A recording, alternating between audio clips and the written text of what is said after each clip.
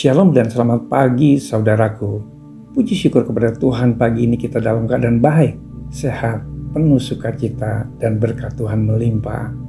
Mari siapkan hati kita untuk menerima pesan Tuhan pada pagi ini.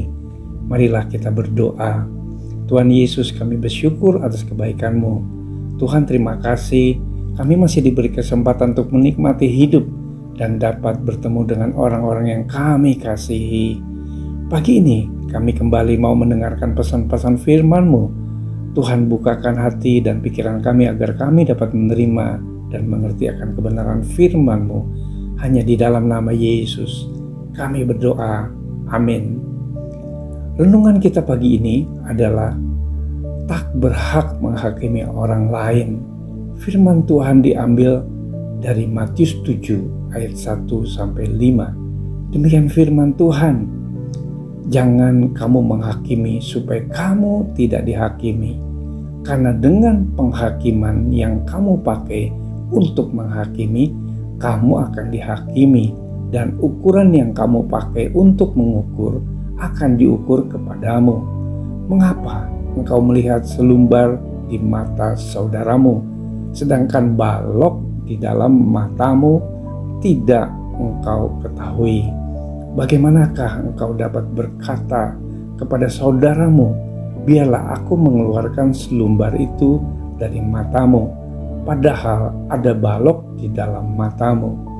Hai orang munafik, keluarkanlah dahulu balok dari matamu, maka engkau akan melihat dengan jelas untuk mengeluarkan selumbar itu dari mata saudaramu. Saudara-saudaraku, kita tak perlu lagi diajari atau menempuh pendidikan formal bagi seseorang untuk melihat kelemahan, kekurangan, atau kesalahan orang lain. Semua orang mudah sekali melihat dosa, kesalahan, dan kekurangan orang lain, sekalipun itu kecil sekali. Sebaliknya, kekurangan atau kelemahan atau kesalahan yang ada di dalam diri sendiri, sekalipun itu besar, tak mudah dilihat, apalagi diakui. Mengapakah engkau melihat selumbar di mata saudaramu, sedangkan balok di dalam matamu tidak engkau ketahui? Ketika ada saudara seiman yang jatuh dalam dosa, kita langsung ribut memperbincangkannya, seolah-olah kita ini orang yang paling suci, paling benar, dan tak pernah melakukan kesalahan. Ketika ada saudara yang mengalami pergumulan berat, sakit yang tak kunjung sembuh, kita langsung jadi hakim, menghakiminya karena banyak dosa.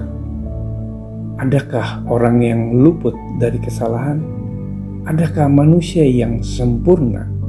Bahkan hamba Tuhan besar yang sudah diurapi Tuhan dan diperlengkapi dengan berbagai karunia pun tak luput dari kesalahan dan kekurangan.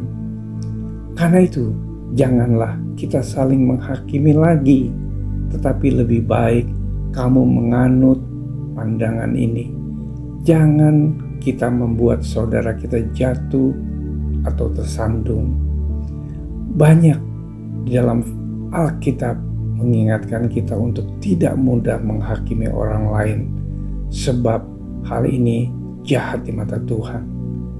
Saudaraku, Yakobus menegaskan bahwa hanya ada satu pembuat hukum dan hakim, yaitu Dia yang berkuasa menyelamatkan dan membinasakan. Tetapi siapakah engkau sehingga engkau menghakimi sesamamu manusia? Jika saat ini kita masih merasa sebagai orang yang paling benar, paling suci, dan memandang orang lain sebagai pihak yang salah dan penuh kekurangan, bertobatlah. Jangan kamu menghakimi supaya kamu tidak dihakimi. Jika ada saudara kita yang lemah dan jatuh, ini adalah kesempatan bagi kita untuk menunjukkan kasih, memperhatikan, menolong, dan menguatkan dia. Jangan malah menjadi hakim atas hidupnya. Baiklah tiap-tiap orang menguji pekerjaannya sendiri, maka ia boleh bermegah melihat keadaannya sendiri dan bukan melihat keadaan orang lain. Mari kita bersatu dalam doa. Tuhan Yesus, terima kasih untuk renungan firman-Mu pagi ini. Tuhan Yesus, ampunilah atas kesalahan kami ketika timbul pikiran yang menghakimi orang lain. Kiranya Roh Kudus akan menolong kami agar kami memiliki hati yang baru, hati yang taat, hati yang setia untuk menjadi pelaku firman-Mu. Hanya di dalam nama Yesus kami berdoa. Amin.